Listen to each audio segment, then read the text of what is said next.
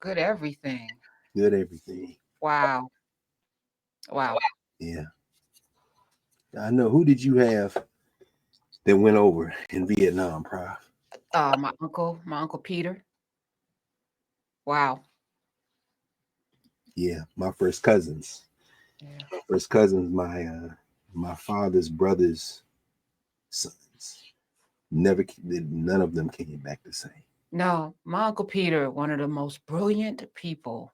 He golfed. He used to caddy at Augusta National, but he was a scratch golfer, a chef, brilliant. I mean, but just super smart. Um, never right, never right, never right. Matter of fact, when he died, he donated his brain to science. I was talking with my cousin Hank about that. Donated his brain. Something was wrong after that. You know, our alignment is so wild. Every time I try to leave, you keep pulling me back in, Dr. Carr. You keep pulling me back in. Every time I'm like, all right, I'm done.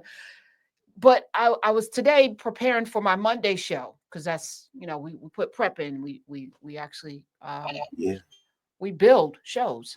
And I came across this clip from Eartha Kitt on Whoopi Goldberg. Whoopi Goldberg used to have a show before The View, and Eartha Kitt was on before Drew Barrymore was on the couch, hugging people and sitting on her knees. Whoopi Goldberg was sitting on her knees hugging folk. And Eartha Kitt was talking about the time she went to the White House and had that discussion with Lyndon Baines Johnson's wife, and was very animated around this notion of sending these boys to this place. And this week we also honored Muhammad Ali, telling the folk, I'm not going over there. That's right. But she was saying something about how we send these folk over there to fight a war that we don't have anything to do with, and then we bring those people here, or they benefit, we don't. People who came back from Vietnam were treated like absolute trash. They didn't ask to go there. They were drafted. It was not like they signed up for it. Somebody called the show this week and said they were in Vietnam. And I said, thank you for your service. He said, I didn't have a choice. And I said, you know what? I didn't have a choice. It's not like he signed up for it. And All about it. these people didn't do anything to me. Why am I going over? And then here comes Bill Withers. I got shot in the shoulder. And it's gone. I can't write left-handed. Get this out of my mama. In case I don't make it. I didn't ask to come here. Well, you know what happened this morning. And for those of you watching on Saturday or later in the week, this was Friday on Sirius. A brother called in, and he had served in Vietnam, or he had been drafted into Vietnam, and he talked about this white man who was in the service with him, he said, I don't talk to N-words. And the brother said, well, neither do I. But then as the thing got hot and heavy, the white man decided he would somehow he bonded and just, so he wanted to talk to him. Then wanted him showing pictures of his wife. And then he said, when I get back, I want you to come see my family. I'm in West Virginia. And the brother said, I'm not coming to West Virginia. And I said, well, there's a brother from Slab Fort, West Virginia, named Bill Withers, who actually wrote about sung about what you talking about. And that's when Daryl, who was unfair. I mean, where you find these producers? Smiz is, architect, and then and then Daryl doesn't miss on. He found that. Can I say something about that? Yes. So those of you who listen to Urban View on 126, you must know that this was not the plan for them for Urban View mornings. Wow. Yeah. And when Joe Madison died, and we knew he was sick for a while before the holidays, and I knew that he was not coming back. And so it was, this thought, do I do mornings? And I'm like, no. I mean, I started my radio career as a morning show host in New York, WWRL. I'm really good on mornings because I understand the rhythm. Mornings is a certain kind of rhythm. It's totally different. But I made a decision I wasn't going to do radio. So if you listen to me from 3 to 6, I'm not actually doing radio. I'm not doing radio.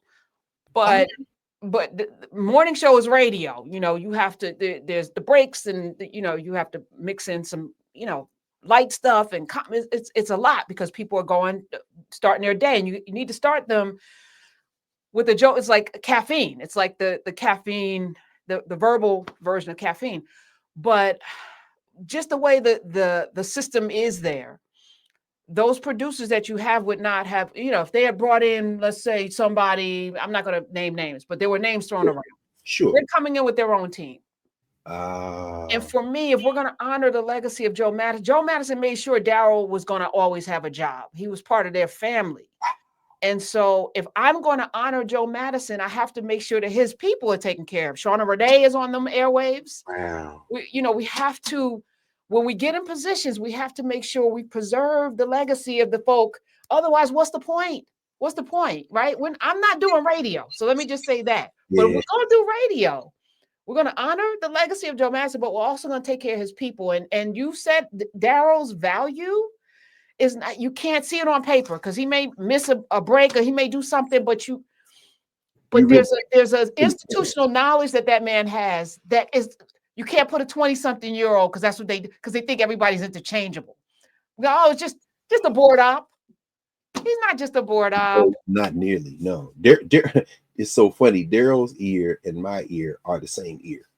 He don't miss no sounds. Whatever he would be diagnosed with is what I would be diagnosed with. So I don't even have the time. And Daryl is already in the thing. He doesn't miss any sounds. Yeah, you can't teach that. No. But yeah. And the world will look, and this is, I'm so grateful for you. I mean, I can almost cry. I'm so grateful to be in these. See me weeping now. Yeah, no, I mean, because when I think about the way forward and what that should look like, it's this, and it's the honoring of all the ways in which we show up, all the ways in which we are. It's important. We're all important with all the little quirks and the idiosyncratic ways in which we move in the world. There's value because it fits into a larger tapestry of who we are. And we need all versions of this, as the world tries to be the same. As everybody's trying to look like, got the same lips and glossy plastic skin and big booties and all of the lashes and the wigs. And as you try to do all of the things the same, we need your individuality to come into this space. So yeah, and this is why I know we're doing the right thing, because I ain't even talked to you about this. Nope. Didn't have to. We are in the same mind and at the same time different, and that's the difference. And that's what scares people who are different, I think, who are different and who count on that difference to make them better than people, or at least convince themselves that they're better. It's a tragedy. I mean, I look at those little boys who are little boys gathered around another older boy, kind of bizarro Peter Pan, Elon Musk, and I just caught a glimpse of Jesse Waters. Had them around a table? Did you see that? With grape nuts? But yeah, I did see it. I mean, you have to. I mean, obviously, because you're a conduit, right? People are gonna call and talk and ask you to talk about. But I mean, I didn't watch. In fact, I saw the image and I pressed play with mute on because I don't even want to hear grape nuts. But I'm looking at this little boy and I'm thinking, you're just a little boy. And I know why you're doing what you're doing, because you're scared of the world. It's that moment when at the end of Avengers Age of Ultron, when the Vision is talking to Ultron, the robot is the last one left, and the Vision says, you're scared. And then the robot is like, why don't you just die? And he said, what are you talking about? He said, well, these human beings, you can't save these humans. And then the Vision says, the thing isn't beautiful because it lasts. It's a bit, and I thought about that because there is a moment in the comics when Ultron has been defeated, and you see this it's very interesting, the choices Marvel made in the 70s. Ultron has been defeated, and there's nothing left except the head of one of the robots. And there's a little kid kicking the head around the junkyard. And in the box, in the language box, in the writing box, what they parcel out over the arc of about 4 panels is Ozymandias by Shelley, which really is like a reference to Ramses II. People don't know Egyptian history, don't know that. And we will see of course, the temple of Ramses II near Abu Simbel. Here's this guy who was the ruler of the entire Nile Valley. But guess what? He died too. And so here's this little kid kicking the head of Ultron. And in the little boxes, you see the little panel, you know, my name is Ozymandias, King of Kings.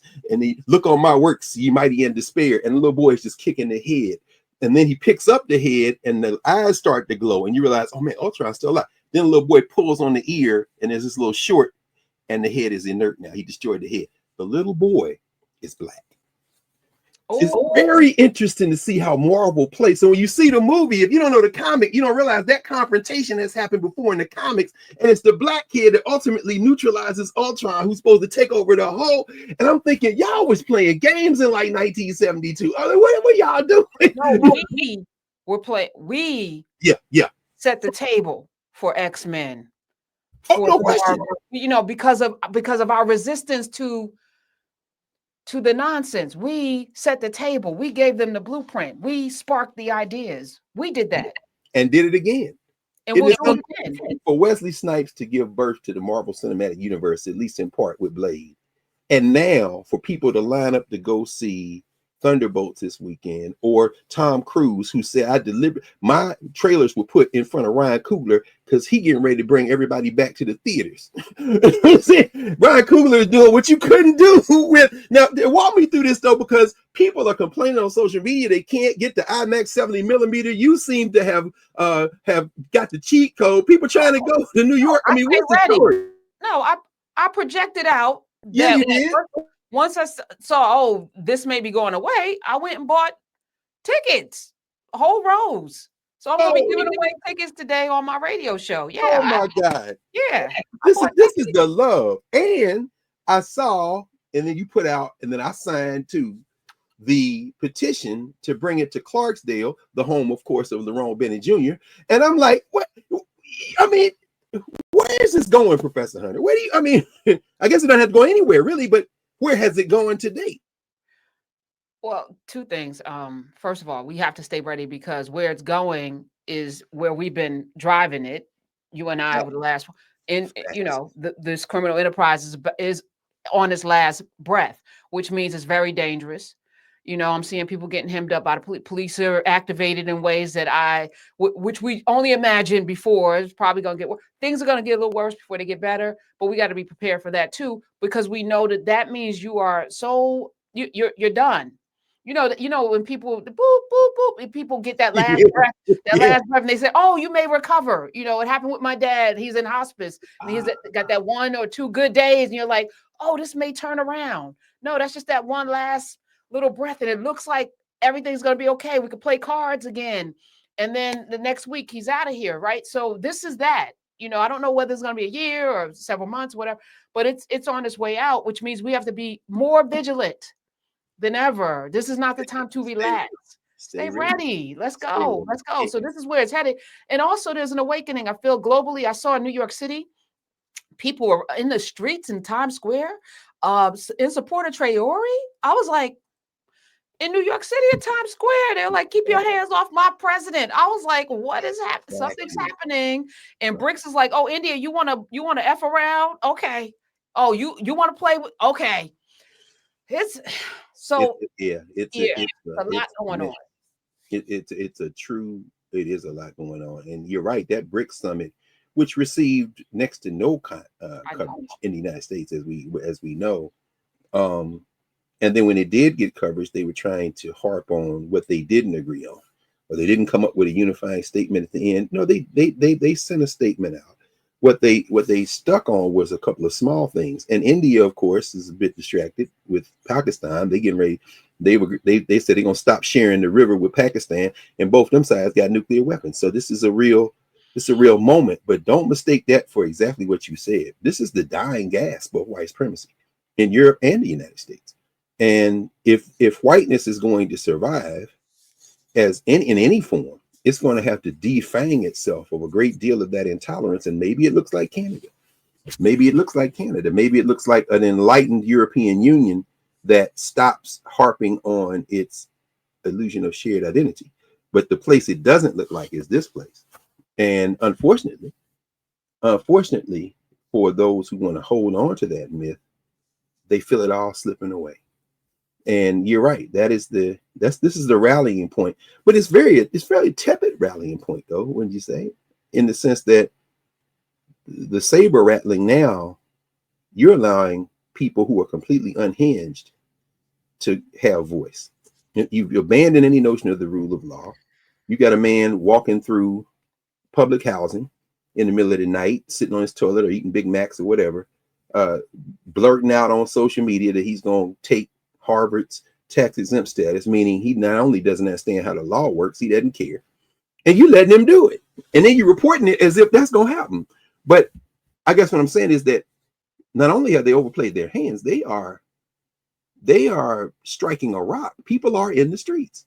They're in the streets for Traore. They're in the streets by the thousands in 1,000 different places against this. Anytime you, like you say, the same week you got people in New York City saying, keep your hands off my president, with a black man to face of power over AFRICOM in West Africa. You got a bunch of lawyers down there on and near Wall Street saying, and get out our law firms. I mean, where you guys come from? Y'all, I mean, they are playing with fire, thankfully, you know. Yes. And the good, this is why it's like, this is a time for us to not just lay low, because that's not the right terminology, but build, just keep building. Just keep everybody who is living somewhere. Let's go. Get up and do something. Let's stop yelling. Let's stop being distracted. And we can have our moments. We're gonna go to movies and do things and talk. But even that to me is fortifying.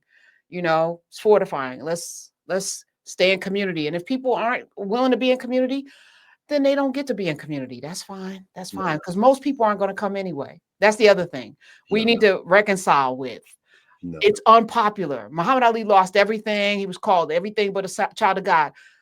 On that couch with Whoopi Goldberg, Eartha Kitt talked about the CIA. First, the FBI tried to, go to her different places where she was under contract, because she said, you're under contract for, several years with all of these different venues that you're performing. And they went and everyone's like, no, she's an American citizen. She loves this country. And she said that wasn't good enough. So then the CIA talks to the people who you're not working with. And they came back with her being a sexual deviant and all these other things and an enemy of the state. And she literally lost her career. Now, some of you remember her from The Emperor's Last Groove or whatever the hell, or from Boomerang. But that woman for about a decade or two could not work in this country because she had the audacity to stand in the face of the president of the United States and his wife and say, what you're doing over there is wrong. What you're doing is harming Americans. What you're doing is un-American. And she and Johnson made sure that this woman, he said, I don't want to see her face anywhere. And so Hollywood complied. The difference today, Hollywood, you can't stop it. You couldn't stop Ryan Coogler. So you're gonna have to get on board. TV, you don't even have ratings anymore. People podcasts got more. I got more listens on my podcast than CNN has people watching. Okay. Karen Hunter's awesome, by the way. Go check that out. Yeah, please. And what I'm saying is it puts the power in a different place, because I now don't need them to deliver a message. That's right. We're right here. We're in Nubia, and then we'll be on YouTube. Like, there's a billion people on YouTube. Like, we don't have any more balance, and they're no more as they looked in their little room at their conferences and divvied up Africa and the Caribbean and all these places. These places now have stripped. You got Ghanaians talk about, get your hands off my leader. Exactly. And Burkina Faso. Yeah. And us. Now what you gonna do? Now what you gonna do? Everybody coming out. You don't have a target, and we're not listening to you.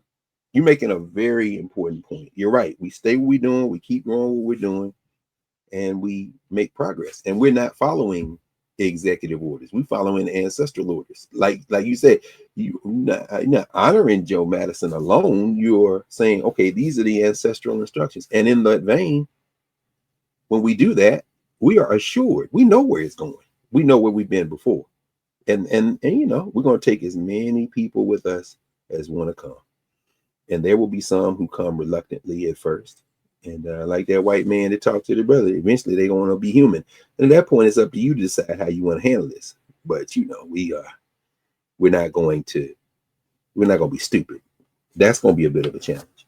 But yeah, it's you know, we wanted to, since this is the 50th anniversary of 1975 and the formal end of hostilities. They had a big parade on the 30th of April in Ho Chi Minh City, formerly known as Saigon. And, you know, Vietnam isn't in the same place it was when it was invaded.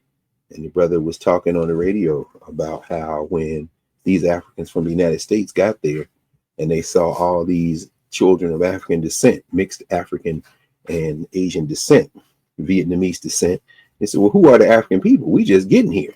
And it's not the black GIs from the United States yet. It was the blacks who were pressed into military service by the French, of course, who had Vietnam under siege as their colony for many years until the Vietnamese pushed back against them successfully. Again, they can't stop our creativity. We think, of course, about how that was dramatized even in recent years by Watchmen, the black version with Regina King. You know, before that overlapped a little, it kind of led to, in some ways, Lovecraft country. And you're right, there are times we kind of space out and may dip our toe in a Insecure or things like that. And then there are projects like Watchmen, or especially Lovecraft country, or Sinners. And you realize that while we continue to be very cautious and aware, not cautious, but aware of the machine, of the cultural meaning making machine in the social structure that we live in, we also are aware that our ways of knowing, our cultural meaning making, our ability to grasp movement and memory ultimately is not only very potent, it has proven dispositive. And thank you, folks in the Mbangi here in Nubia who are raising the name of elders and ancestors who were in Vietnam, who made it back, and some who have transitioned, some who, like you say, when you talk about your uncle, I think about a couple of my cousins, one in particular who was brilliant in physics, who came back and battled with addiction for the rest of his life until he eventually transitioned. You know, so many stories, and thanks for everybody who's raising those. I did catch a glimpse as well of someone who here, and it's going by so fast, the Mbangi, who mentioned the fact that in Canada, the First Nations folk, now I like that better than, if we're going to use a term, sometimes indigenous is cool, but also First Nations. I don't say Native Americans because that backmaps a certain concept of America, although First Nations also backmaps the nation. But I know the head, the Grand Chief of the Council of Treaty Number 6, which is the framing treaty for the relationship between the indigenous people of Canada and the Canadian government, back in March, when the clown, after he had been talking about, oh, making Canada the 51st state and all that garbage, the Grand Chief was like, yeah, don't forget, we have a treaty with Canada, not with you. And not only is that offensive, please understand, Canada is on sovereign sovereign First Nations land. And I love the way he framed that, because the United States of America is on sovereign land. If we're going to take the concept of sovereignty, and you know, Angie Porter, I think, is kind of bleeding edge on even rethinking that concept of sovereignty. How can a human being own the land when we're part of nature? But you know, that's a story for another day. At the end of the day, however, these labels we give to the earth, these labels come and go. Ask any average high school student, and they won't be able to answer. Probably, unfortunately, college student for that matter, where the Habsburg Empire is. Or where the Assyrians and the Babylonians are. I mean, these things come and go, and this one's going to come and go. So today, you know, thinking about, you know, this was mentioned this on the air last week. My New York Times did a very interesting thing on the 30th of April. Again, it wasn't featured that the end of the Vietnam War was mentioned, but this was the special inset. Called 100 Days, right? April 30th. And as you can see, they go day by day. Every day they list everything, right? And it's a very useful document. I'll hold on to this. There's the fool, Elon Musk, before his company was on natural fire, as it is now. even as in today's papers, they're saying that they're denying that they're looking for a CEO. Here's Judge Boasberg, who ruled against the administration's deportations action. So they have some key photographs. By the way, we saw what happened in the Southern District of Texas, which includes Houston, Brownsville, where we will be in June, where the judge at the district court level was like, yeah, you can't use that Alien Act of 1798 to put Venezuelans out the country. Gangs are not the French army. You do know that's why they passed that rule, that law, right? It was the worry about being reinvaded by the French, even as we come close to Cinco de Mayo, which we'll come back to the French in a moment. But it's a useful piece. But here's Jerome Powell. Here's the fool going to, he sent, Mr. Eyeliner to, or whatever it is you put inside your eyes to make them look a little bit different. Although it has a very almost canine quality to it when Junior Varsity Vance does it. But at any rate, I was like a puppy. But went to Iceland with his wife, or Greenland with his wife. And then the arrest of Justice Hannah Dugan on the 26th of April, which was day 97. You see the protests.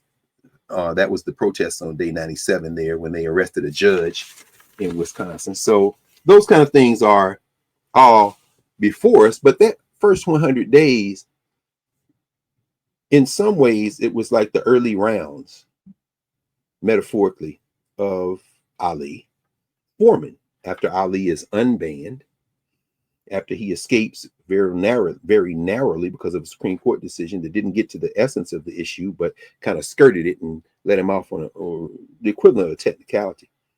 What you saw is Ali resumed his career. He had lost several of the most kind of vital years for an athlete, still reclaimed the crown, fought George Foreman in 1974 in what was then Zaire.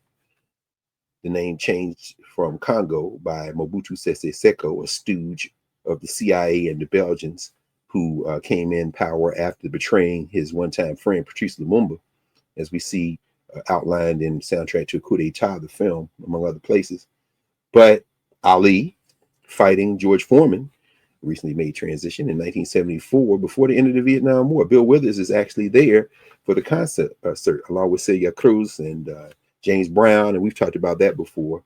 And of course, in those early rounds of the fight, a fight that the sports writers, the men who write about other men, as I often like to refer to them, very interesting, they were saying that they didn't think Ali could win because George Foreman was a terror. He was out there. And in those early rounds, of course, Ali extends the invention of a technique that he had developed and that it came to be known as the rope-a-dope. He just absorbed the blows. And as George Foreman told that story up until the time he transitioned, Ali taking the blows of a man who had broken ribs and lifted fighters off the canvas with his upward jabs, whether it be upward uppercuts, whether it be Ernie Shavers or great Smoking Joe Frazier out of South Carolina by way of Philly. When he applied those same fists of fury to Ali, Ali absorbed the blows and then clinching, coming close, whispered in George Foreman's ear, "George, that's all you got, George? George, you hit like a girl. That's all you got?" And it just made him furious. And finally, when he punched himself out, Ali went on and took him out.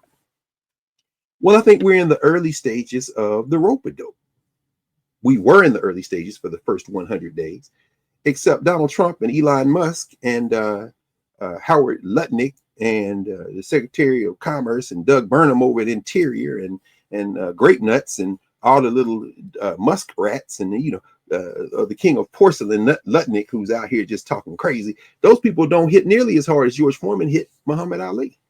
These are the executive orders. You got executive orders, and hey man, that's all you got. Oh, you hit like a punk. You hit like a lot of things that aren't very effective. And so, even Russell Vought on Friday, Russell Vought quarterbacked the release of the budget framework from the White House. And you see the proposal to further eviscerate the federal apparatus across the board. But you also see the things they're going to give more money to.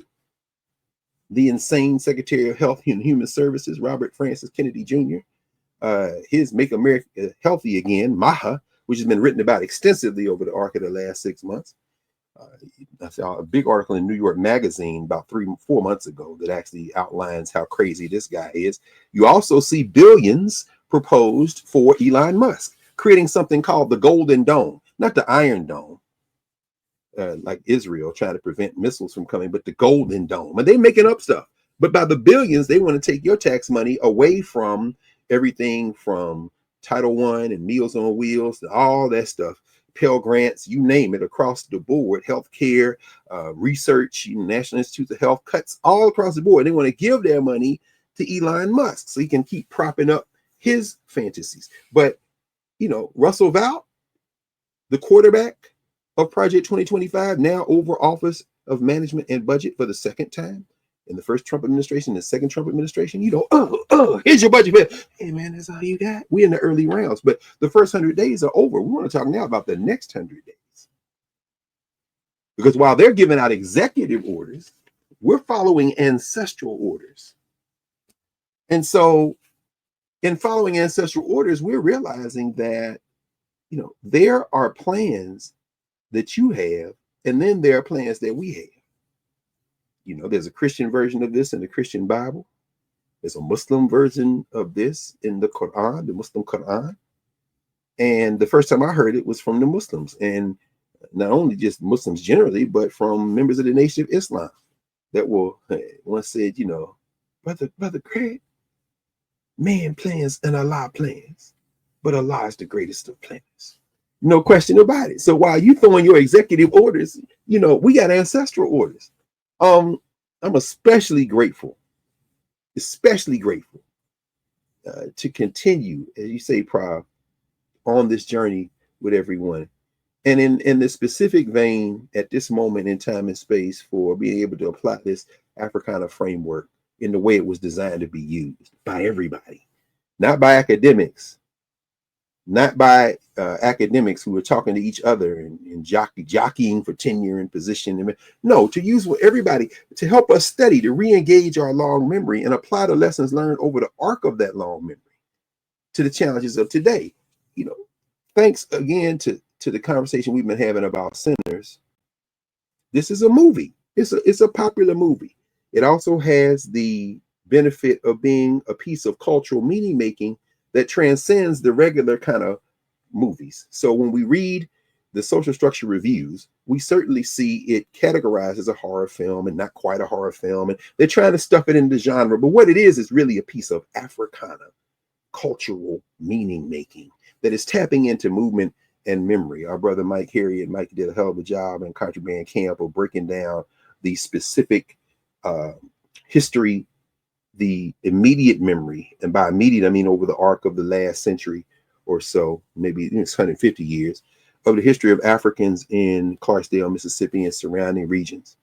And, blessed and fortunate and grateful that we've been able to have dialogue first last week in session 268, and then Monday night, where we were able to flesh out some more and have this conversation about these things to help us penetrate the noise, to reinforce a more accurate understanding of where we are in the United States social structure and how we should approach being Africans, not only here in the United States, but in the world. Fascinating. After we got off Monday night, and it was so powerful in that conversation. Thinking about how when we were talking Monday night, for those folks who are watching this, and Prof, again, a stroke of genius, we get to have this conversation here live in Nubia, and then Saturday mornings live, because then I'm able to be there and I can be in the dialogue in the Mbangi without talking. Now I get to be back. So it's he was saying it's live. Yeah, it's live both places. It's actually a stroke of genius. It's all inspired by ancestral instructions. But Monday in office hours on last Monday night, when we were talking, and in the conversation, it was really something. Artens came in, of course, who saw centers in Pullum there in Georgia in 70 millimeter, who was giving her impressions, and that sparked a real conversation. So glad Gregory came in. Our brother Ron Covington, who is a filmmaker. Gregory's a filmmaker too. Brother Gregory out of New York, and then out on the West Coast. talking about the gatekeeping moments. Ryan Coogler is able to navigate those gates coming out of Southern California and then, but coming out of the Bay, coming out of Mississippi, coming out of Africana, and then using and leveraging that film school experience like Haile Gerima leveraged it 2 generations ago in the so-called LA Rebellion. LA Rebellion, by the way, a term that was coined by the great Clyde Taylor, a recent ancestor who made transition last year. Clyde Taylor, the good brother Clyde Taylor, who wrote that important book, The Mask of Art, that you often hear me refer to, but also edited a book that many folks who know Clyde Taylor may not remember, a book he edited in 1973 called Vietnam and Black America. Clyde Taylor, an anthology of protest and resistance. And maybe I'll come back to this since we're at the 50th anniversary of the formal cessation. And since I'm talking about Vietnam at the moment, though, I'll mention another book because, like I say, most of my stuff is in storage, but a few things kind of stay around here. And this is Kimberly Phillips' book, quoting, of course, Edwin Starr. War, what is it good for? Absolutely nothing. Black freedom struggles in the U.S. military from World War II to Iraq. And there go the soul brothers right there. Vietnam with the fist pound, Kimberly Phillips' book. But, you know, Clyde Taylor, writing about the insurgency of filmmakers of African descent, Haile Gerima, Charles Burdett, Julie Dash, coming out of that Southern California USC film school line.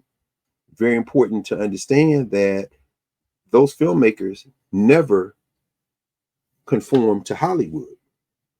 Haile for sure not. Larry Clark, nah.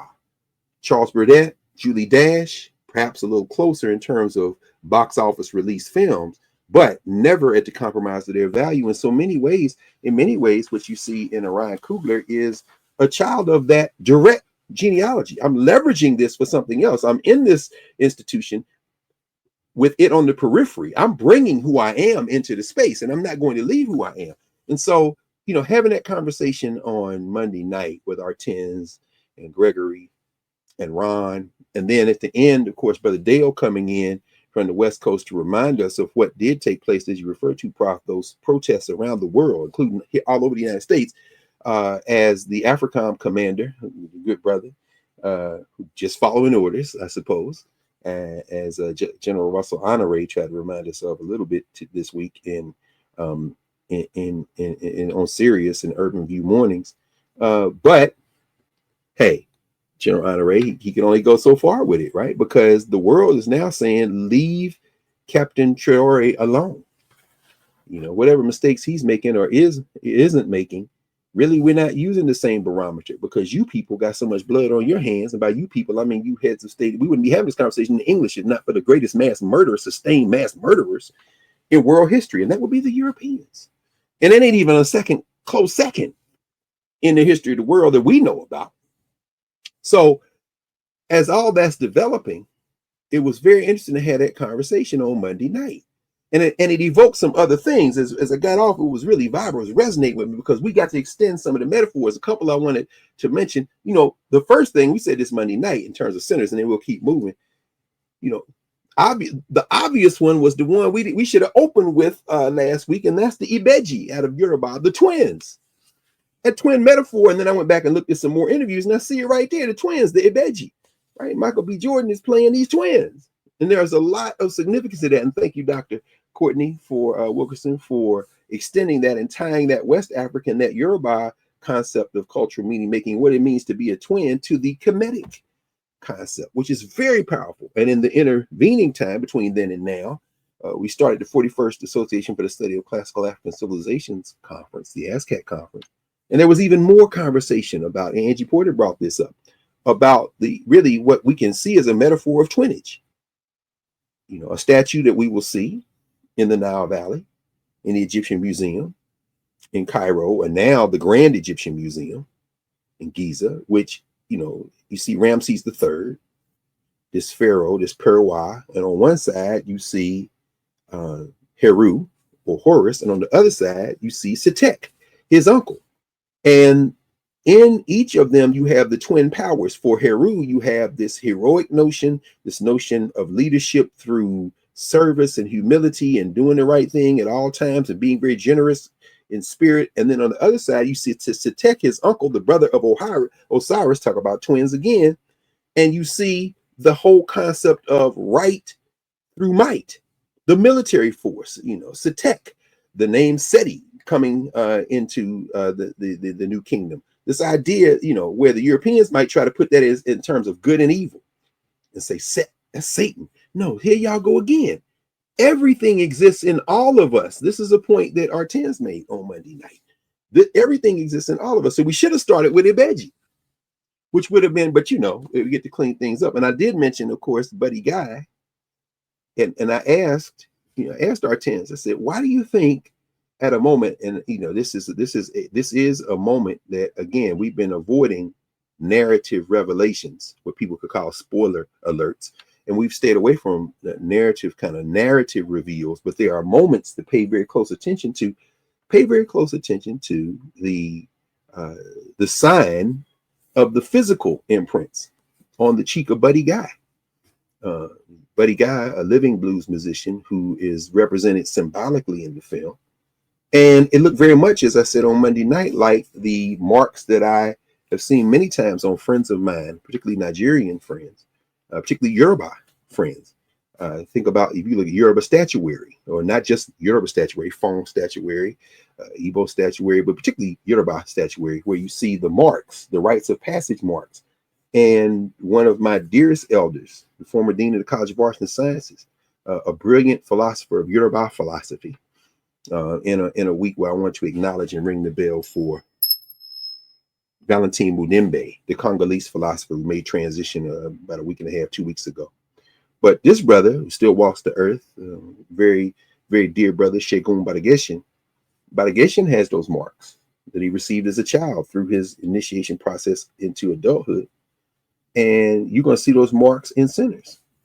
And those of you who've seen the film know how he got those marks. And on Monday night, I'm going to ask, why didn't the marks convert this living African into something else in the moment? And Artens said, well, maybe it was the water. Maybe it was holy water. Oh, because they were in the water. Yes. But then I started thinking about it. Man, I got out there. And then I read Mike's essay, and it made perfect sense. In Countryman Camp, when they're in the water,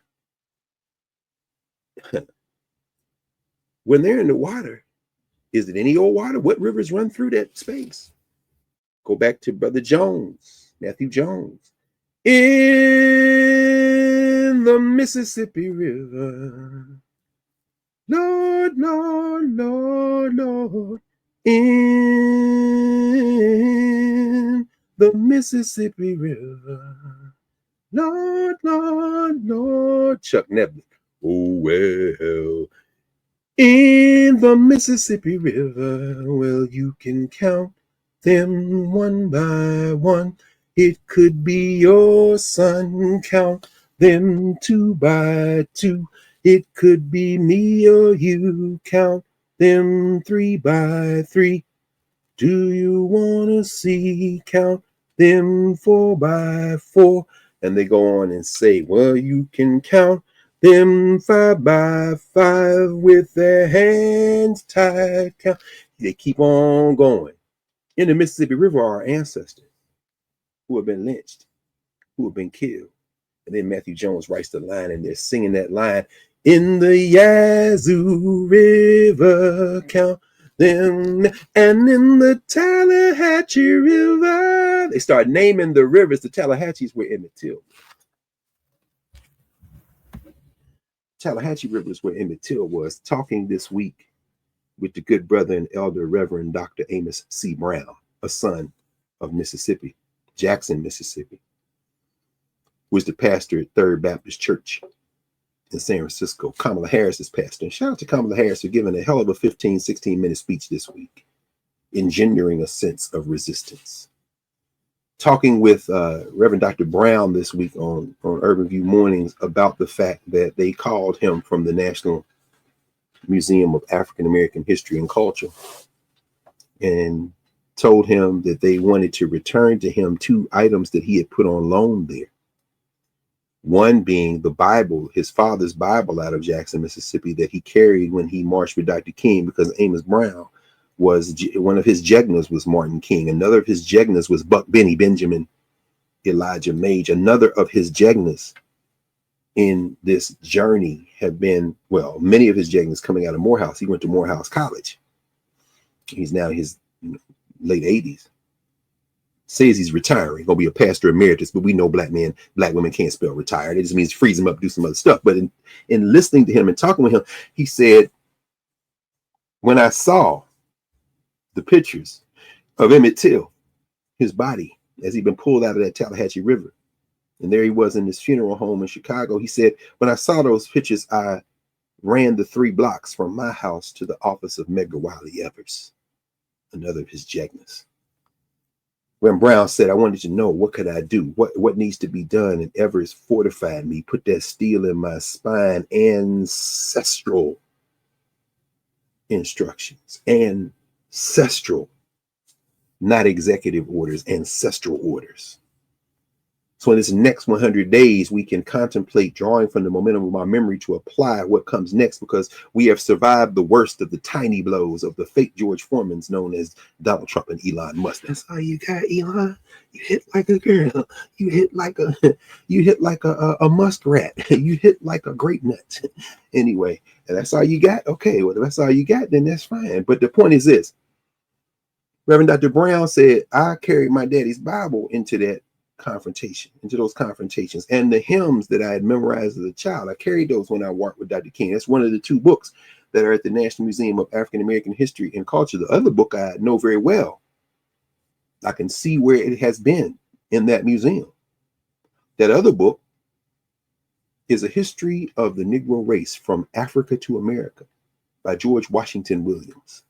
As I told Reverend Brown as we were talking on the air, that's your copy of a book that was in the library of Oliver Jones. But the Jones, of course, had that little house in West Virginia.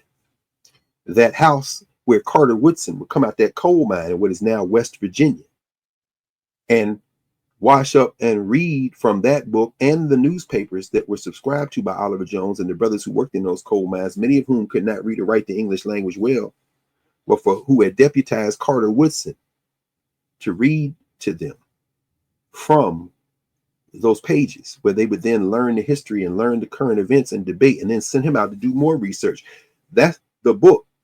A copy of that book, an original copy of that book, is the book, one of the 2 books, that and his daddy's Bible, that Reverend Dr. Amos C. Brown, loaned to the National Museum of African American History and Culture. And then they called him a couple of weeks ago and say, we're going to send you the book back. And he said, no. In fact, forget loan. I'm giving you the book because it's your job to take care of it. That's an instruction of an elder. That ain't no damn executive order, particularly the ones they got this clown signing with his Sharpie. That's all you got? No, this is coming from an ancestor. This comes from Amos Jones' daddy. Amos Jones. I'm thinking about Oliver Jones. This comes from Amos Brown's father. This comes from Medgar Wiley Evers. This comes from George Washington Williams, who, as Reverend Brown reminded us on the air, had traveled through the Congo and written perhaps the first that we know documented written critique of Leopold. When Mark Twain King Leopold's soliloquy, it was George Washington Williams, an open letter to Leopold. Get out the Congo. So us standing for continental Africans here in the diaspora ain't nothing new. And this is directed directly to those who have been infected with the disease called descendants of slaves. Because George Williams was descended from someone who was captive, who was descended from generations that were not. George Williams, who became the first elected legislator in the state of Ohio of African descent, who was a military man, who also wrote another book called A History of the Negro Troops in the War of Rebellion, George Washington Williams, who is buried in Europe, in England. John Franklin wrote the biography of George Washington Williams, A Life of George Washington Williams. If you want to read it, I'm sure that, my good brother Lloyd has a couple of copies. He may even have one like me that's signed by John Hope Franklin. But he was descended of captives, but George Washington Williams was descended of people who were captive, who were descended from countless people who weren't. So this is directed directly to those who think of themselves as descendants of a slave. The whole idea then that we didn't have global solidarity with African people, that explodes when you tug on the history of your own bloodline ancestors until you find those who understood that this funky settler criminal enterprise never confined our sense of our humanity and who we are to each other. That governance structure was designed, in other words, specifically for you, with all the love and generosity possible, and also with the well and firm commitment never to come off the square of helping us all restore our full humanity. Because you see, it is ancestral orders, not executive orders, that determines how we move through the world. So Monday night was very valuable because it allowed us to continue the conversation we started last week with Sinners, the one, you know, in session 268. The conversation about the script, the ways of knowing, where the brother comes in and wants to pay for his drink with the plantation wooden coins, and the Satek side of the Ibeji, to bring the Kemetic metaphor. This is why you study Africana. We don't need Cain and Abel. We don't need Jesus and Judas. Or if you want to keep them, that's fine, but you're going to stop tying them to Europe. You can leave Sophocles out now. You can leave Shakespeare out. And you can go to your ancestors. You can break the chain and link your ideas to African and European ideas and speak to your ancestors without interpreters, as Jacob Carruthers would say. So when the brother comes in and comes to the bar, and you know, one side of the Ibeji stacks smoking stacks start arguing. One says, he can't pay with that. That's not money. That's the Western worldview. That's the tech energy. Now we trying to make this money. You about to go bankrupt. You take the wooden coin. But the Heru energy, the generosity, the Heru energy is coming with the way of knowing. It ain't the wooden coin, it's the value of the human that has the coin. What does it mean to deal with value from an Africana perspective? Let that man, he work all day. That's what they paid him in. It don't matter. We'll figure out another way to make that money. But outside is the European with the gold coin, which is what the Satek energy wants at the moment. And it's very valuable to have that money. After all, we can think about someone who has named himself for currency in the Western sense. That would be Curtis Jackson, otherwise known as 50 Cent. I get money. Money I got. Yeah, I understand. Yeah, that's the Satek energy, no question. Yeah. Have a baby with me, baby. I'll write the check. Who the hell cares? Okay, that very much that big what's the brother who wrote the whole check for the child support in advance? Anthony. Understand, brother. That's very good. Minnesota Timberwolf. We understand that energy, but we also understand that wooden coin and that gold coin have different values. In fact, the wooden coin is much more valuable because it's a proxy for a value that's coming out of our way of knowing. That gold coin has a static value. It's almost like, I don't know, an executive order. But you have an ancestral order to treat people in a certain way. And so we talked about that as well. The plantation wooden coin versus the gold coins, the question of governance and ways of knowing versus social structure ways of knowing. Money as technology, to bring in science and technology as we talked about it. And so, you know, thanks to everybody who had the conversation. Shelley, who came in to connect the whole conversation. Sister Shelley, who comes in every once in a while, came in and connected the conversation and the tension and the reconciled distinctions between Zora Hurston and Catherine Dunham, all very important. So for those of you who are not yet in Nubia, not yet joined Knarrative, you know, this is another way of encouraging you to come in, because what we've done, we've already jailbroken the Black University. That's in the rearview mirror. What we're doing is having conversations with each other, and I'm eternally grateful for that ability to be able to do it. So, you know, we'll take a couple of minutes today to talk about, again, this question of ancestral versus executive orders. Yeah, the Gilded 6 Bits, Orlando. Oh, no question. Yeah, see, Orlando just brought it in. I see it in the Mbangi. The Gilded 6 Bits. That's exactly right. And I agree. I'm just seeing here some of the people. Wooden Token, one of many Ibeji origin myths based on the loop, time, and location. Courtney. See, okay. That's one of many reasons I love Dr. Wilkins. And by the way, congratulations, Dr. Wilkins just published the article. I hope you, if you didn't put it in the Mbangi already, that you will, Doc, put it in there now. If you haven't already, and if you have, please forgive me, because again, I'm just looking at the Mbangi as it flows by. And you know, everybody here today, if y'all want to come over the other side on Saturday, and join in the conversation, please do. And at least come over there and hit the like button. You know, we keep driving the algorithm. But this is, I'll go back and look at these and I'll be able to see the one Saturday in real time. But, you know, this whole idea as we sit here at the beginning of May, and May the 1st, of course, was the birthday of Sterling Allen Brown, all these ancestors coming in. And I'm grateful for everybody who was either reminded of, or especially those who hadn't heard the voice of or read any of the poetry of Sterling Allen Brown, who got a glimpse of Sterling Brown last week in 268, because that brother right there, you see the ancestral instructions in the work of Ryan Coogler and his wife and his family and partners and everyone who has come together in this moment. So let's just look very quickly at three kind of big concepts when we talk about executive orders versus ancestral ones. Number one, this authoritarian attempt at disruption and the breakdown of the institutions that we heard you talk about at the beginning, Prof. Second, the resistance to that and the pushback, not only from social structures and institutions, but more importantly from the people who inhabit those institutions, because there's no such thing as a human institution that exists outside of human beings. We'll come back to that in a second. And then finally, returning to where we started and continued and just bringing up a few more points about sinners, a story that's going to keep getting richer and deeper. The more we study, the more we unlock the potential of using that film as a point of entry.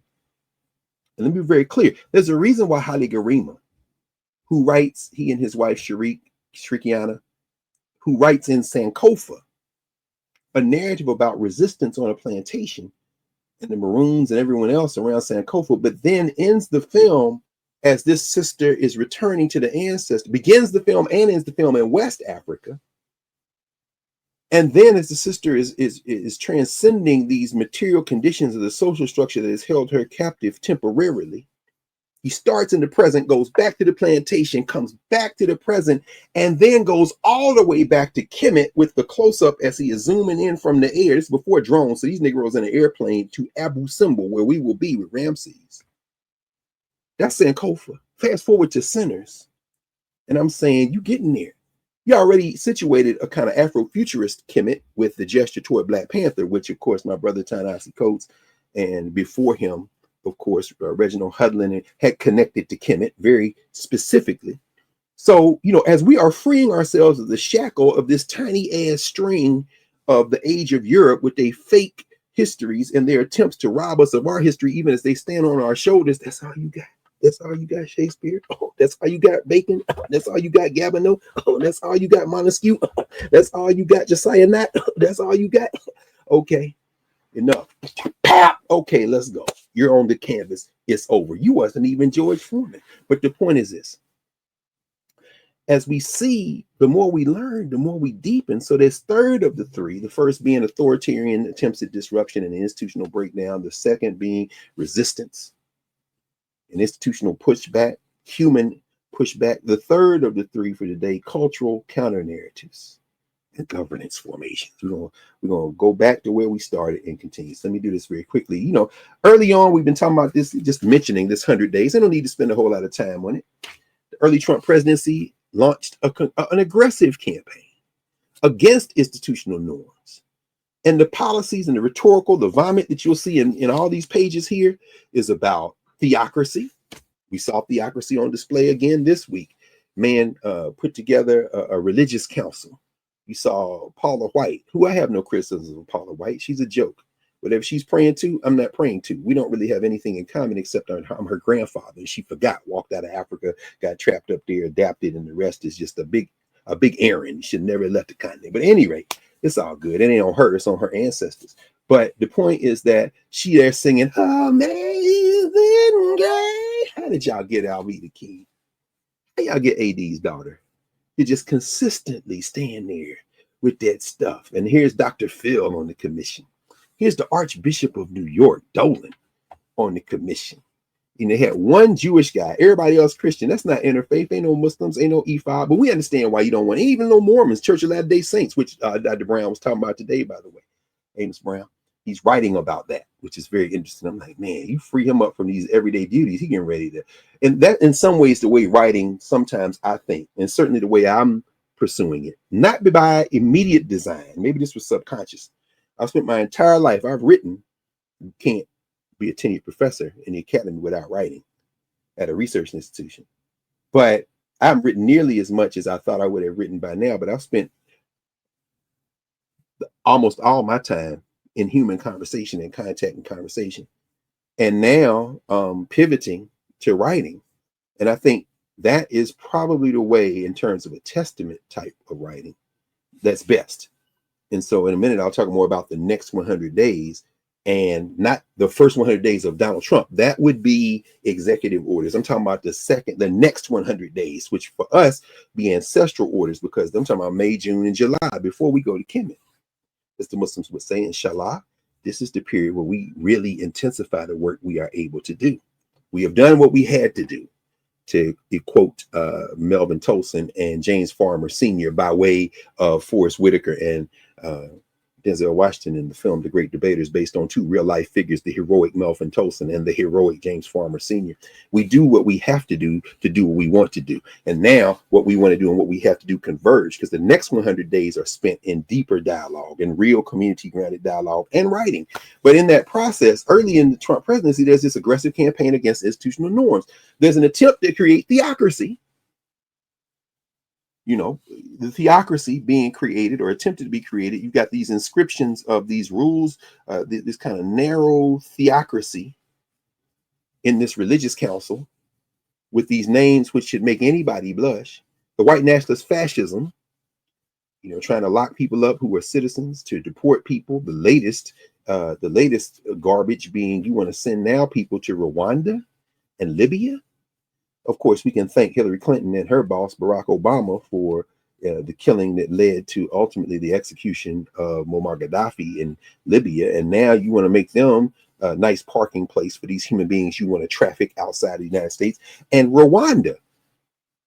Now, Paul Kagame should be embarrassed, but the more you know about the history of Central Africa, the more you know that Paul Kagame is playing a role that he's been heavily subsidized to play.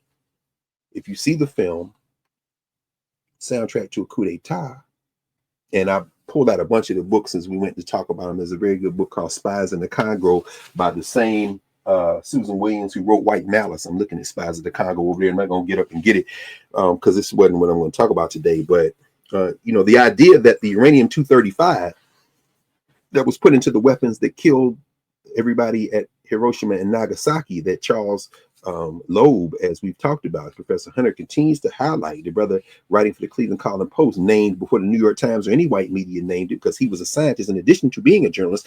All that uranium came out of Western Congo, the Katanga province, the one that the CIA with Allen Dulles, whose brother John Foster Dulles still got his name on the airport in the area of DC and Virginia, that they made sure never fell into the hands of Patrice Lumumba, while the Russians were trying to get their hands on it too through Khrushchev, and then while the Chinese had a left eye on it. And now fast forward to today, the stuff is being trafficked along with the other precious minerals out of Eastern Congo, Kivu province, as we've heard many people talk about, and Paul Kagame's playing a role in that. The Rwanda genocide, the Hutus and the Tutsis, many of those Hutus flee over the border into Congo where their kin are, but they're not the only ones fleeing. You also have the militias who also come in with them and continue to mess. That civil war has been ongoing, and Paul Kagame got a nasty role to play in it as they export precious minerals out of Rwanda, which doesn't have any of the precious minerals. You're stealing them out of Congo. If there were Pan-Africanism and there were no lines on the map, that would be one thing, where everybody's developing resources together and living together. But that ain't what you doing, is it, Paul? Is it President Kagame? You gonna be an errand boy for these white nationalists in the United States? Sure you will. Don't be surprised if some of these planes that they're trying to send out the country land in Kigali, land in Rwanda. And so even as that is coming up, we see this authoritarian attempt at disruption, the xenophobia targeting immigrants and communities of color, even as we got news this week that a couple have been released, even as we got news on Thursday that a federal judge in South Texas said you can't use the 1798 law. There is a rule of law. And this was a guy who was appointed by Trump. Understand, you can't use the conventional scorecard when you're talking about judges who are actually trying to follow what might pass for the law. We're going to come back to that in a minute. But that second of the three themes, resistance. There is resistance. There's institutional pushback. As I said, the judiciary, as I just said, is beginning to push back a little bit. And there's some institutional actors who are also beginning to push back. One of the reasons why the clown is so mad at Harvard is because Harvard is pushing back. They realize that if you give this up at this point, there won't be no need for a university, which would be just about all right with me if we lived in a society that understood the importance and the value of knowledge. The clown understands that his followers, in their death knell, perhaps not their physical death knell, but their ideological death knell, their cultural death knell, a death knell for which there should probably be an elegy written. Oh, wait, there was a hillbilly who wrote an elegy. Oh, then he switched back because he wants to preserve that. So in many ways, you can read Hillbilly Elegy by Junior Varsity Vance as a death rattle, an elegy to a people who he then picked up by the scruff of their Dollar General store t-shirts and drawers and threw them under the bus. Then again, they may not be Dollar General stores because since all that stuff's made in China, maybe it be maybe $10 general store. But anyway, the point is this notion of resistance and institutional pushback is also coming from some places that might not necessarily be the places you would expect them to come from, like the Attorney General of Oklahoma, who argued this week in the Supreme Court against these white nationalists who have a Catholic charter school, an online Catholic charter school, where they wanted to initially enroll 200 students with ideas toward going much bigger because if it's virtual, it can be everywhere, and they want to take your tax dollars to do it. That is the challenge that we're seeing right now. This whole idea then of the case, which is Oklahoma St. Isidore of Seville Catholic versus virtual charter school, that is, versus the Oklahoma Attorney General, because they said you can't use public dollars for your private Christian school. And so what do these hillbillies do? And this is what they're doing. John Roberts opened this door many years ago, 2010 to be exact, the Citizens United in part, using the First Amendment. Y'all heard me talk about this many times, how this current kind of right wing, I say right wing, I want to say right wing and left wing, fascist Supreme Court gesture toward using the First Amendment to the United States Constitution, not as a guarantee of freedom of speech alone or freedom of association, but more so as a way to get around the Establishment Clause. In other words, let me see, do I have my, yes, this is, I like to keep one of these. This is Georgetown University Press Guide to the Constitution. And I don't keep it to read the commentary as much as I use it just as a kind of easy way to read through the Constitution, including the amendments. So let me see, page 85. I'm going to go around all the stuff here, and then we'll kind of begin to wind this up with the third point. The amendments to the Constitution, right? The Bill of Rights. The First Amendment, Congress shall make no law respecting an establishment of religion, that will be the Establishment Clause, or prohibiting the free exercise thereof, the Free Exercise Clause, or abridging the freedom of speech or of the press or the right of the people to peaceably to assemble and to petition the government for redress of grievances. It's illegal for them to do a lot of stuff they're doing. Them executive orders ain't worth the paper he's scribbling on, but they're counting on you to resist it, not to comply in advance, to quote from Timothy Snyder's small book on tyranny. Of course, he and his wife left for Canada, but we talked about that before. But what you're seeing is the Supreme Court, in interpreting the First Amendment, is struggling. They're struggling now because the challenge is that you've got a challenge because this religious authoritarianism, this Oklahoma St. Isidore of Seville Catholic virtual charter school wants your public dollars. And they're arguing that you're treading on their right to practice their religion without intervention. The Free Exercise Clause, y'all heard it there. Congress shall make no law respecting an establishment of religion or prohibiting the free exercise thereof. They're focusing on the free exercise thereof. We're Christians. We should be able to get we shouldn't discriminate on us. We should be able to get money too because we're Christians. But Sonia Sotomayor said during oral arguments this week that no, what you're trying to do is ignore or erode the Establishment Clause. You're establishing a religion. You're establishing a state religion if you're going to give public dollars to a religion. No religion can get any money. Now, of course, and Lamont brought this up this week, and I've said this many times, and in fact, that's where he got it from. He was re-echoing something I said, which is, if this were to fly, then I want everybody who practices Ifa. I want everybody who practices Vodun or Santeria. I want every AME church school or Baptist church. I want you to come line up and say, I want my tax money too. Because since you're going to get these hillbilly cracker Catholic extremists this money, then we want the money too. Or you're prohibiting the free exercise of religion. But here's the thing. They're not trying to allow for public dollars to go to just any religious school. They're trying to build a theocracy, you see. And it's important for us to understand that, because the contextual support for that in the Constitution doesn't exist. There's an interesting book that just came out. Let me see if I have it here. Yeah, put it over here. I was in a store a couple of weeks ago picking up some odds and ends, and I saw a little used book that I hadn't put in a collection yet. I hadn't seen it. And I said, this is a book called The Christians as the Romans Saw Them, Robert Wilkin. Mario's done a lot of work on this, on pre-Christian church, not pre-Jesus, but pre-Christian church as a broad concept before the Romans really took over. The comminglings with the Egyptian stuff. What's her name? Camel.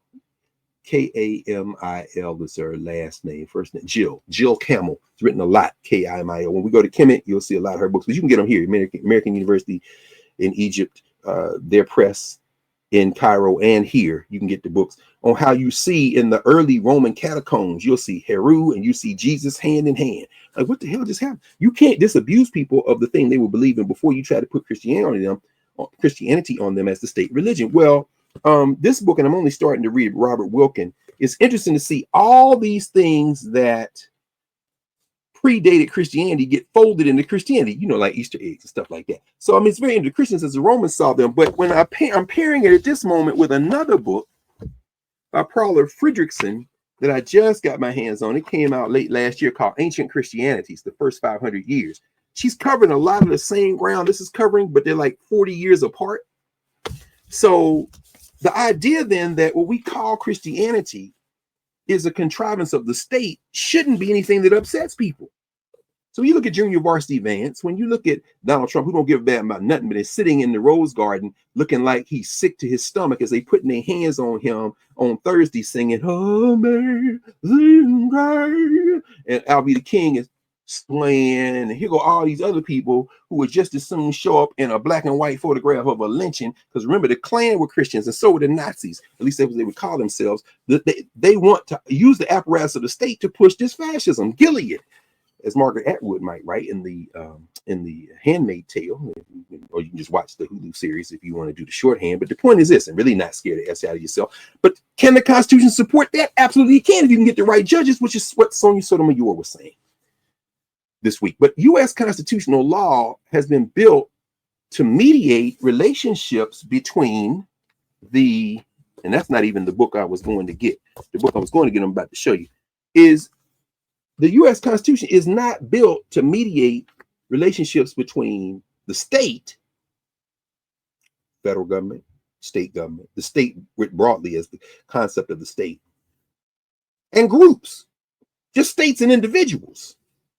So even the idea of a right to privacy, which is derived initially from the First Amendment and then cobbled through the 14th and 5th and others, this penumbra of rights we've talked about many times. You go back into the archive, you see our conversations about that around the time that they got rid of Roe.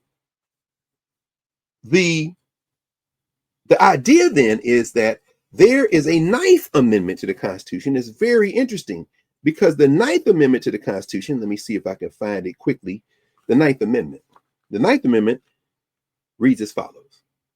The enumeration in the Constitution of certain rights shall not be construed to deny or disparage others retained by the people. What this means is they knew when they wrote this, even though they were criminals and fleeing felons, as the good brother and ancestor, Alton Maddox, who's always in my ear, talk about ancestral orders, tells us that the attorney, the warrior attorney, the attorney at war, as he called himself and was called by his friends and supporters. Well, these fleeing felons understood that when they wrote this document, they couldn't think of every right that people should have. So they said, well, just because it's not in here don't mean it exists. That's why they were able to derive this penumbra of rights and this question of privacy. Then the judges change. You got the ones on there that say it's got to be in the document, which is a bold-faced lie because you don't read the document when it doesn't suit you. And you don't even recuse yourself when you should. Clarence Thomas don't never recuse himself. It will be interesting. I think in this Oklahoma case, there may be some a plot twist at the end, because it's not 9 judges hearing it.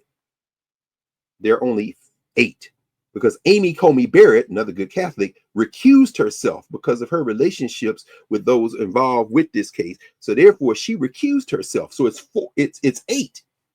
So that means that the Christian soldier, the Catholic extremist, and that would be, of course, Sam Alito, the wholly owned subsidiary of billionaires, himself also Catholic, Clarence Thomas, Judge Beer Kavanaugh, and Judge McConnell Gorsuch in the stolen seat, those 4 will need a 5th vote. They're not going to get it from Sonia Sotomayor, a good Catholic. They're not going to get it from Elena Kagan, who happens to be Jewish, or the Baptist, or the Protestant, that would be Ketanji Onyeka Brown Jackson. Those 3 going to be on the side. Who will be the deciding vote? Probably John Boy Roberts. And the law works like this. If it gets to the Supreme Court and it's a tie, 4-4, in a case when there's only 8 hearing, that means that whatever the ruling was at the lower court will stand.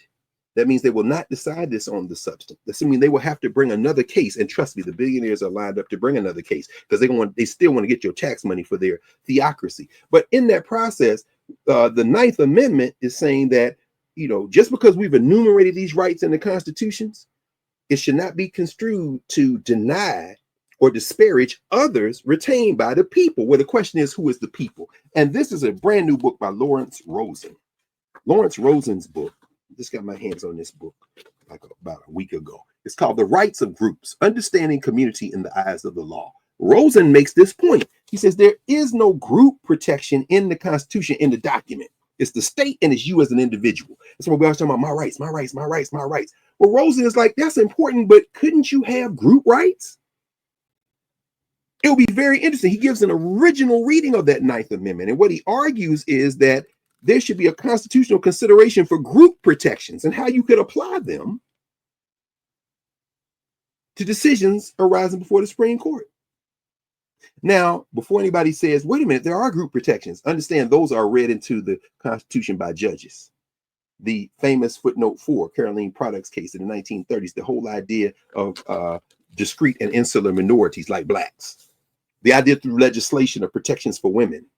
Those things are passed by legislation or interpreted by judges, but in the original document, it's not spoken of. His argument is that there should be a category and many categories of groups, because groups have rights that should be protected as well. The closest we come to it is the indigenous people. That's why the indigenous people in Canada can say, we made a treaty with them because we are a nation and they are a nation, meaning Canada. Canada on our land. You attack them, you attack us. That is the best definition I've ever gotten for why indigenous people will join the United States military. As I told you all several years ago, sitting at the Museum of the American Indian, talking with veterans on Thanksgiving Day. And I asked them, why y'all fight in the U.S. military? And the man said, because they give me a gun to protect my land. Remember, them people came and attacked us too. So if you're going to give me a gun, the very same government that attacked us, give me the gun to attack whoever's attacking all of us. I'll work it out between you and me later. But right now, we got to get these Germans off these shores. Oh, okay. That makes sense to me. But the treaties are not between the African people. I understand the argument of the descendants of slaves, the concept of descendants of slaves made. We are people who are owed something by the state, but that also allows the state to say, yes, that means you are a legal invention of us. The Negro is a legal invention of white people. The indigenous people precede us, so we got to negotiate with them, but y'all are a figment of our legal imagination. Therefore, we will negotiate with you or not. I absolutely refuse to be a figment of the white legal imagination. I'm sorry. And that goes for the descendants of slaves who would say, well, I don't hear no about no Africa. And it goes for the ones that say they're so damn patriotic because that's the only way we're going to make it. Your imagination has failed. You're following executive orders, not ancestral ones, because did not your ancestors have ancestors? So there's a reason why, then, think about this. If you think about that in terms of settler colonialism, how this law unfolds, then you also then understand why, and it's a fascinating book. I was not even aware of the existence of this book until about a month and a half ago. And once I became aware of it, I couldn't stop till I found me a copy. This is Lucas Poe's book, America's Lone Star Constitution, How Supreme Court Cases from Texas Shaped the Nation. More Supreme Court cases from Texas have ended up changing constitutional law and making constitutional law in this country than any other state. Why? Because Texas is the epicenter of this white nationalist overreach.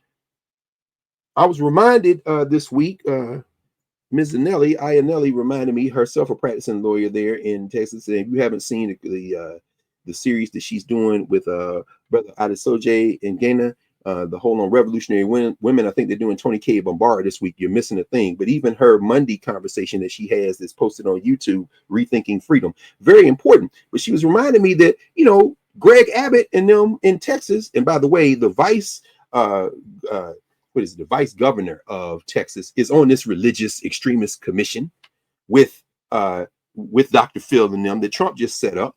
But they're after $1 billion in your money for charter schools, $1 billion in your tax money in Texas. But in looking at that, it's fascinating to me because the legal innovations in constitutional law that have been argued against by people who have been oppressed, the voting rights cases, for example, Herndon versus Nixon, all right. They come out of Texas because they try to suppress the Africans. Understand that even as we enter the week of May the 5th, 1862, so-called Cinco de Mayo, which ain't a big holiday in Mexico generally, it is in the state of Puebla because Mexican Independence Day, like a lot of Central American Independence Days, is in September when they got rid of the Spanish, or at least overthrew the Spanish. It was the French that came back in the mid-19th century. And if the French had been able to hold on, in fact, I'm looking at a book now, I'm reading a book called The Last Emperor of Mexico, Edward Shawcross, on, of course, Maximilian and Napoleon III.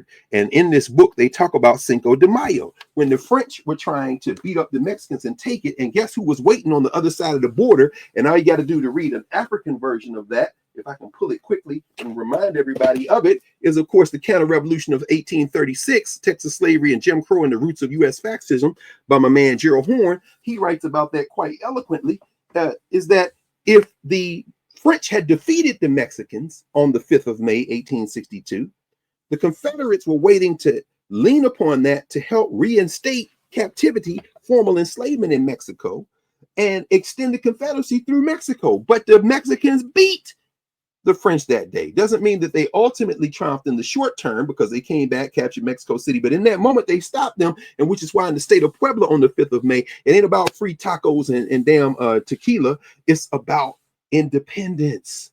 And they link that independence rhetorically with the following year, the Emancipation Proclamation. Because remember, the Emancipation Proclamation is declared in September 1862 after Cinco de Mayo, and then goes into effect January 1st, 1863. And so Cinco de Mayo and the Emancipation Proclamation were linked for many years in celebrations on both sides of the border. Very important to understand. And in fact, remember those black colored troops as we move our way towards Juneteenth next month.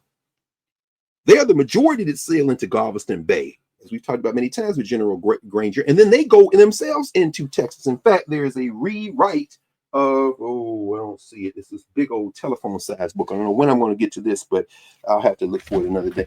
On Pancho Villa, because they try to put him as a villain. You read Gerald's book, Black and Brown, it tells a very different story. And then Pancho Villa fighting for Mexican independence. They got U.S. colored troops chasing them. In fact, what Gerald would argue is the USCT on the wrong side of history sometime when they down there in Mexico. But part of the complicated narrative I'm trying to bring up here is that there are indigenous people in Mexico fighting the French, fighting the Spanish. There are indigenous people in Texas fighting the settlers, the Texians, as sometimes they call these indigenous people. And Texas has been engaged and continues to engage in this warfare to establish and maintain white supremacy, a battle they will be losing increasingly as the years progress. They have been trying to do that in ways that gave a blueprint to the rest of the country, which is why this book, America's Lone Star Constitution, is so fascinating to me. More, we'll talk about that maybe more later on as we move forward. But this rise of Christian fascism then, this rise, Trump's religious commission, this culture war-driven notion of taking your money from the National Endowment for the Humanities and making it into money that's now available for Trump to build his garden of heroes and all that stuff. The media spectacle after day 100 of Trump going to Tuscaloosa, Alabama, and being at the University of Alabama basketball stadium. And I'm thinking every black athlete in the country needs to be looking at this and saying, I am not playing for the University of Alabama unless and until you change all of that. All this notion of a global crusade, a global ideology and crusade, gutting the concept of America in order to save America, because that's what they're doing, That is getting now resistance and institutional pushback. As I said, the Supreme Court is a battleground right now. It'll be interesting to see what John Roberts does in this case where the Establishment Clause is now in conflict with the Free Exercise Clause, because he's the one who opened the door for this with this First Amendment expanded version of them to allow them to do what they do.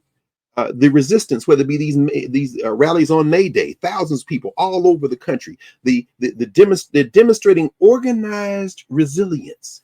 Kamala Harris now coming in and saying, I got to grapple with this another way. Is she going for president again? That's a long way off. But I tell you what, no more listening to these smart ass white boys, as they call the consultant class.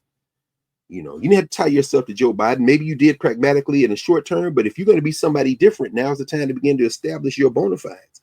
Now's the time to speak in a different tone, in a different way. The question of mutual aid. That's what, in many ways, Knarrative and Nubia are. They are a clearinghouse for mutual aid. Mutual aid is an interesting little book by Dean Spade called Mutual Aid, Building Solidarity During This Crisis and the Next. Yeah, that's a little Eurocentric, but I ain't mad at it. I guess what I'm saying is that when you think about mutual aid, you're deprofessionalizing how human beings deal with each other. Everybody brings their skills. That's what we're doing in Nubia. You know, Jackie Cole has talked about a skills bank, and she's developing some language around that, you know, crowdsourcing it in Nubia, you know, bringing things, building curriculum out around these conceptual categories and moving into a way where we're in conversation with each other. It's a form of mutual aid. People bring their skills, people bring their resources, material resources, people bring their abilities, and we exchange them. In some ways, Nubia is a clearinghouse, been since day one with the rooms that exist in Knarrative. As people, you know, Jelani continues to post, thank you, brother, commentary and kind of not alone, but essays and thinking about how we should think about things and being in dialogue. And of course, that's all we do on Monday nights. Well, that's a form of mutual aid. There are clear models for sustainability, for communal resistance, clear models for grassroots clearinghouses like Knarrative in Nubia. We're building, as you said, Prof, we don't think about this in terms of failure. We're taking ancestral orders, not executive orders. The executive has established that it's not going to protect groups, that in fact, it's going to try to demonize groups and target groups, and it's going to use the state to do it if it can. And it wants a relationship between the state and individuals. It wants us to think like individuals, and it wants us to reinforce the concept of an individual by relying on that same constitution and say you have no rights as groups. What we have to do is the right to demonize you as groups. We will characterize you as non-human. We will put you out of the legal definition of humanity, or we will construct you according to our concept of who you are. And we'll do it select individual by select individual, and the groupings will be malleable. It's a problem that we can address most effectively when we come into our governance formations, and they may call it mutual aid in social structure language. We would call it governance, as Jacob Carruthers would say. We would call it ways of knowing that say communal work must always transcend. Reverend Dr. Brown was saying that to us on Urban View as he was talking about turning inward. We asked him, Prof, what should you do? They want your books back. You telling them no, you know, you're not going to give the books back. And you're going to keep those books there and you're going to take care of those books. He said, we must turn inward. Love is the first key. We must turn inward. We must go back in that juke joint. And out of what we have established that brought us to this juke joint in the first place, we will go outside and survive and transcend and rejoin ourselves, realizing these physical bodies are a way station on the way to the thing we came from, which is the spiritual, which is the cosmic energy, which we are all contained in and in which we are contained. We have to transcend. And once you transcend, you lose your fear, or you certainly minimize the fear. You place the fear in its right context. Again, those balanced forces have to be in balance. But in that process then of pushing back this scrutiny, these decisions are provoking public scrutiny. The more people become tuned in away from the distractions. God bless Shadur Sanders. God bless whatever's going on. And my dear brother, Mark Lamont Hill, I give that brother credit for really just effusive, inexhaustible generosity. I understand he got to dust up on this Joe Budden podcast. I'm an old man. My life is too important for me to spend too many breaths looking at stuff like that. But God bless all that. Distractions. All of it distractions. We are building here. And as Amos Brown said, you do it out of love, you turn inward, and out of that, your resistance will then blossom. And your whole life won't be about resistance. It will be about extending your humanity and overwhelming the capacity of those who in the early rounds looked like they were getting some blows in. Is that all you got, Trump? You hit like a grape nuts.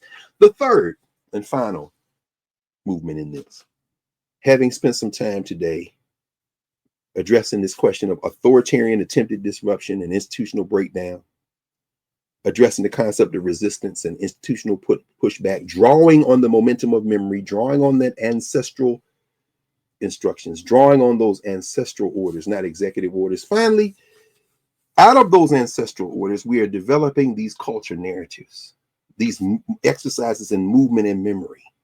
And this question of developing governance as African people would develop. And the key concept there being Black governance represents not just survival, but sovereign cultural and intellectual regeneration. We are regenerating ourselves. We confront white supremacy. We confront those mythologies with ancestral memory, with rigor, intellectual rigor, and clarity. That's what, in many ways, Centers represents, this artistic clarity, this cultural meaning-making clarity. That long-term memory is there. Sunday afternoon, the Association for the Study of Classical African Civilizations, I'm going to give my annual talk. We got it tonight, tomorrow all day, and then Sunday all day. I think it's Sunday at 3 in the afternoon. I'm going to talk about Waheme Mesu, the Egyptian concept of repetition of the birth, following after Jacob Carruthers. I'm going to talk about how he framed it, and then how we can draw some lessons from that. And remember, in many ways, just like this film Centers, in some ways, it's not just a piece of cultural meaning making. It's the point of entry to a syllabus. I saw some of our academic friends write a Centers syllabus, and I'm always laughing about that in a part because, again, as long as that stuff's contained in the academy, it looks good in a portfolio for promotion and tenure. Not sure how it translates into like teaching and learning, because that's an organic practice. It's a little bit different, actually, very different. But as we think about this, then at the end, as I close, we think about our rights as groups. Yes, we have individual ways of being in the world, but we can also think as groups, which is why I'm fascinated by this Rosen book. Because his idea is the Constitution doesn't prevent that. We certainly see it with the indigenous people. It shouldn't prevent it with us. If you're going to group us as racial groups, remember they tried to do that with the indigenous people in the adoptive couple versus baby girl case at the Supreme Court, where they try to steal indigenous children. And again, they tried to steal them in the Holland versus Brackeen case, when these rich white evangelicals trying to take indigenous children in Texas. And then they say, well, can we think about Indians, as they would call them, Indians, which would be racializing them instead of the indigenous people groups? They would say, are they a race? And Supreme Court said, no, they're not a race. Okay, well then I'm not trying to be a race either. Meaning what? Not that I'm not Black, not that I'm not from a specific place in the United States, but my ancestors came from somewhere else too. And I want to reimagine myself in a way that is beyond your definitions. Because as long as I accept your definitions, I am subject to your whims. I simply reject that. The governance logic has to follow. Now, can I be protected by my definitions? That's going to be up to us, friends. And that's a cultural issue, not a racial one. I am thoroughly convinced, and I'll see where Rosen is going with this, that we can develop logic. This is what Angie Porter is doing with Africana legal studies. There's a way to develop logics that can ultimately turn this federal constitution of the United States on its head. And I think part of it involves solidarity, global solidarity politics. It involves the same United Nations that has failed over and over again and succeeded in places. It requires a reimagining of what it means to be human in the world. So in conclusion, what we've been talking about today, juxtaposing all this noise about executive orders in the first 100 days with the real grounding conversation of ancestral orders in the next 100 days, the 3 months, May, June, and July.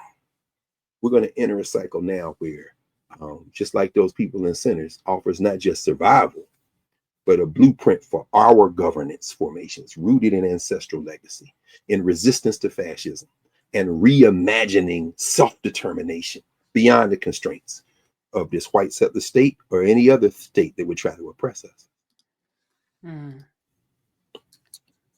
I saw that syllabus. I was going to actually go over it on the radio. Okay. It's some useful stuff. But what? Why are you making that face? To your point, this space that we've created, educators are here. If there is going to be a class on centers, I would like to see it sussed out within the confines of narrative. Let's And do it. let's work through it. And I'm sure there are educators here that could teach it. No problem. So just And in fact, it's funny because when you see that, and I first saw it, I think, on the website of the African American Intellectual Heritage Society, which I was like, where did these people come from? This was about 7-8 years ago. And then I started looking at who was funding it and where they were meeting, and I realized, okay, I see what this is. No problem. In fact, some of them people I know. And reading through the syllabus, I'm thinking about the conversations we're having, and I'm looking at that, and I'm saying, y'all still, no. I mean, but Dr. Carr, for many of us, you have to follow the money. For many of us, and again, but for a number of serendipitous, maybe ancestral pricks, I would very easily, I was in academia, very easily. I was on MSNBC, CNN, very easily could have gone down that path because the money is good. And then you can delude yourself into thinking that you're doing good for your people because you're in these spaces saying the things, right? But then you have to ask yourself, if they allow me to say these things, am I upsetting their plan for us, right? And there's a way, I mean, we tightrope it a lot, but I'm also very clear that at some point they may figure it out. So we have this space, like I'm constantly, we have to be ahead of wherever they're going. So people, even ADOS, and I was saying this today with Sam Reynolds, this is, once they discover they can make money and maybe get some fame and then have a following, it's going to be very hard to tell people to not do that, even if they're harming us, right? No, but I'm saying, though, it is harmful. But I don't know if it's harmful. You think it's harmful? Yes, because anything that separates us from the unity that we need to break the back, rope-a-dope this thing into oblivion. I see. Put it on its ass for real on the canvas. Yeah. It is harmful, right? If it's not helpful, it's harmful. It's how I'm like, either you with me or you against me. Like I don't live in gray. I don't live in gray. I can't do gray. You know why it's tough for me? Because I will not give a pass to the AIHS people because they know better. I know too many of them who do. But what you said is important, is the thing. You follow the money, you follow the power, you follow the context. As long as you understand that, you got a problem. But yeah, harmful, it could be a point of interest. Even looking, and I know it's time because you got to get on the radio. So the whole historical context, African American Christianity and spirituality, blues music, African American art, poetry, and literature, Great Migration. None of the sources. The syllabus on its own is not a problem. It's who's teaching it. Oh, I see. Well, for me, the syllabus is a problem because I can make a book that's like this in 10 minutes. It's not a problem. Well, let's go. No, but conceptually, they don't leave captivity. The closest they get is Yaron Shiro's book, Black Magic, under one of the sections, and then maybe they gesture toward it in the blues music piece. And blues people, they got Baraka on there. But to me, that's like, y'all wasn't thinking. Y'all was trying to rush something out there to say, look what we did. To capitalize exactly on the moment, right? So this is what we're fighting against is money. I agree. And so this is why we have to not center money. No question. Well, look, and we'll keep talking about that. Yeah, go because we went over and we'll talk. I love you too. See you all later. Happy Cinco de Mayo and all those good things. Study the Battle of Puebla. See y'all later. All right. Bye, Dr. Carr.